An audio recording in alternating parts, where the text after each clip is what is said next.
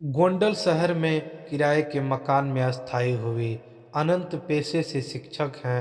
अनंत school में काफ़ी लोकप्रिय टीचर हैं। स्कूल में पढ़ाने के बाद वह बच्चों को अपने घर पर ट्यूशन भी पढ़ाते हैं। खैर अब तो उनकी शादी हो चुकी है, पर वह जब कुंवारे थे तब उन्हें अपने किराए के मकान में एक बेहद भयानक अनुभव हुआ था। एक शाम जब वह अपनी आराम कुर्सी पर बैठकर सुस्ता रहे थे, तभी अचानक उनकी अलमारी का दरवाज़ा अपने आप धड़ाम से खुल गया।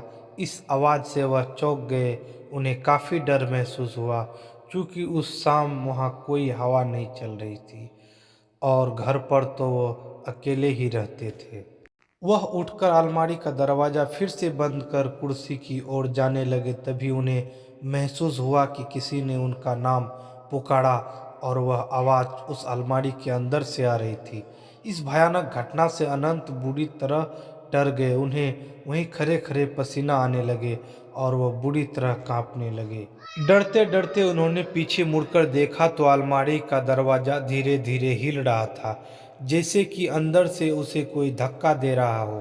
खौफ के मारे कांपते हुए अनंत थोड़ी देर वह अजीब नज़ारा देखते रहे। तभी अचानक अलमारी से गाढ़ा काला धुआं बाहर आने लगा। यह सब पारलौकिक घटनाएं देखकर अनंत की चीख निकल गई।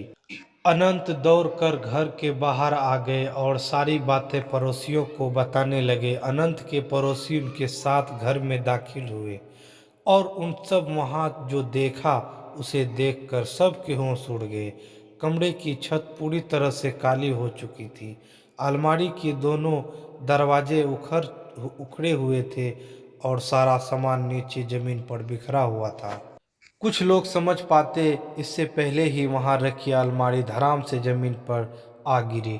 अनंत के साथ साथ अब सभी लोग इस फतवा अनुभव से घबरा गए और बाहर की तरफ भागे। कुछ लोगों को भागते भागते एक चीख सुनाई दी, चले जाओ सब, पर किसी ने पीछे मुड़कर देखने की हिम्मत नहीं की। इस खौफनाक अनुभव के कारण अनंत बुरी तरह बीमार पड़ गए और कुछ दिन के लिए अपने गांव पर ही अपने माता पिता के पास लौट गए। जब वो गोंडल वापस लौटे तो कभी उस घर में वापस नहीं गए और किसी मोहल्ले में रहने लगे। क्या थी इस खौफनाक घटना की वजह? मोहल्ले में रहने वाले बुजुर्ग से पता चला कि वो मकान अंग्रेजों के ज़माने की बनी एक हवेली को तोड़कर बनाया गया था। कहते हैं कि उस हवेली का मालिक बहुत क्रूर इंसान था और एक बार उसने अपने नौकर को जलाकर मार डाला था और उसकी अधजली लाश को अलमारी में छिपा दी थी।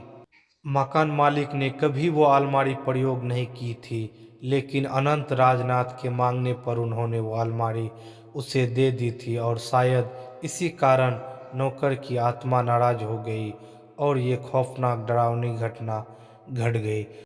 दोस्तों, मैं इसी तरह की कहानी आपके लिए लाते रहता हूँ। दोस्तों, अगर कहानी पसंद आया होगा तो चैनल को ज़रूर सब्सक्राइब कर दें और वीडियो में एक लाइक ज़रूर कर दें।